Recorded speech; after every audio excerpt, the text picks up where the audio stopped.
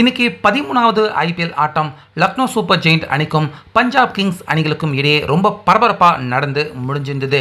இப்படி இருக்க கடைசியாக ஒரே ஒரு சிறுவனால லக்னோ சூப்பர் ஜெயிண்ட் அணி இந்த மேட்ச்சில் மோசமாக பரிதாபமாக அவங்க தோல்வி அடைஞ்சிருக்காங்க.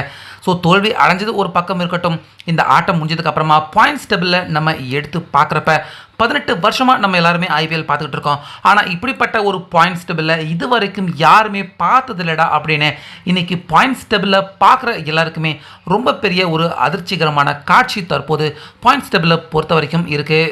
ஸோ அந்த வகையில் இன்னைக்கு ஸ்ரேஷ் ஐயர் அவர் தான் டாஸ் ஜெயிச்சார். ஃபஸ்ட்டு லக்னோ அவங்க பேட்டிங் பண்ணட்டும் அப்படின்னு சொல்ல ஓப்பனர்களாக லக்னோ அணி பக்கம் இருந்து மிச்சல் மார்ஷ் அதுக்கப்புறமா மார்க்ரம் 2 பேருமே வந்தாங்க. மார்க்ரம் ஒரு 28 ரன் எடுத்தார். ஆனால் மிச்சல் மார்ஷ் முதலாவது பந்திலேயே அவுட் ஆயிட்டாரு. நிக்கோலஸ் பூரன் இன்னைக்கும் அதிரடியாக தான் விளையாண்டாரு. 44 ரன் எடுத்து கொடுத்தாரு. ஆனால் கேப்டனான ரிஷப் பண்ட் இன்னைக்கும் சொதப்பலான பேட்டிங் தான். 27 கோடி ரூபாய் போச்சுடா அப்படின்னு வெறும் 2 ரன்னுக்கு பண்ட் அவுட் ஆயிட்டாரு. அடுத்தது ஆயுஷ் பதோனி ரொம்ப ஸ்லோவான நிதானமான பொறுப்பான மேட்ச் அவர் விளையாண்டதால 41 ரன் எடுத்து கொடுத்தாரு. லக்னோ அணியின் ஸ்கோரும் கணிசமாக உயர்ந்துச்சு. டேவிட் மில்லர் ஒரு 19, கடைசி நேரத்தில் அப்துல் சமத் ஒரு 27 ரன் அடிச்சு கொடுத்ததால லக்னோ அணி 20 ஓவருக்கு 171 ரன்கள் எடுத்தாங்க.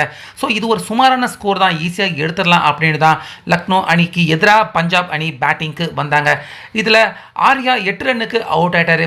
ஆனால் அதுக்கப்புறமா கேப்டனான ஸ்ரேஷ் ஐயர் முக்கியமாக பிரப் சிம்ரன் இன்னைக்கு லக்னோ அணியின் ஒட்டுமொத்த கனவை ஒத்த ஆளா நின்று அவர் பிரப் சிம்ரன் செதைச்சிட்டாரு அப்படி தான் சொல்லணும்.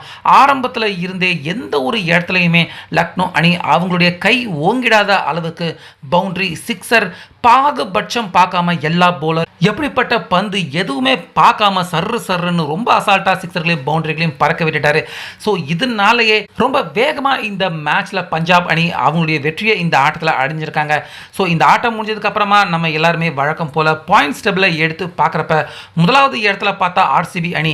எல்லாருக்குமே இது மிகப்பெரிய அதிர்ச்சி தான். ஆர்சிபி அணி இந்த அளவுக்கு அவங்க நல்லா எந்த ஒரு தொடர்லையுமே விளையாண்டதில்லை.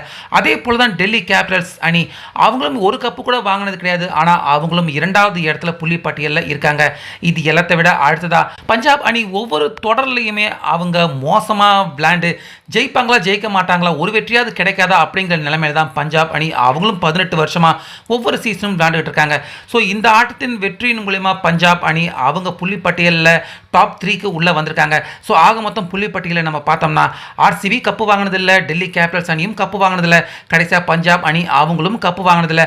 ஆனால் இவங்க 3 பேர் தான் டாப் 3ல இருக்காங்க. ஸோ இது கண்டிப்பாக புள்ளி பட்டியலை பார்க்குற எல்லாருக்குமே ரொம்ப பெரிய அதிர்ச்சியை நிச்சயமாக கொடுத்துருக்கோம் அப்படிங்கிறதுல எந்த விதமான சந்தேகமும் இல்லை. ஸோ இந்த பாயிண்ட்ஸில் பார்க்குறப்ப உங்களுக்கு ரொம்ப அதிர்ச்சியாக இருக்கா? உங்கள் கருத்தை கமெண்ட்டில் சொல்லுங்கள்.